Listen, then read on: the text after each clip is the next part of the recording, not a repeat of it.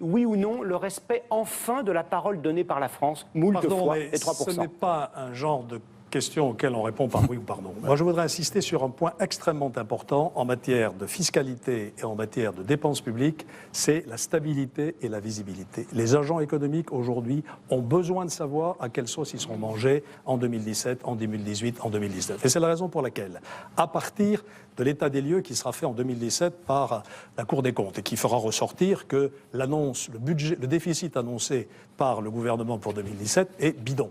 Il faut dire les choses comme elles sont.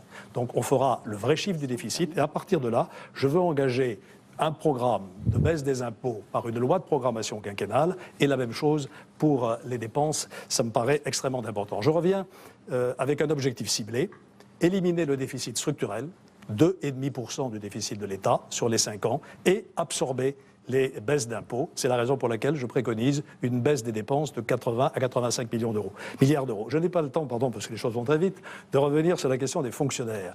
600 000 fonctionnaires, on n'y arrivera pas, sauf à compter dans les fonctionnaires, évidemment, des emplois aidés qui, selon moi, ne sont pas tout à fait des fonctionnaires. Je voudrais simplement insister sur les marges de manœuvre qui existent, avec, comme ça a été dit, et je partage ce point de vue, la durée du travail.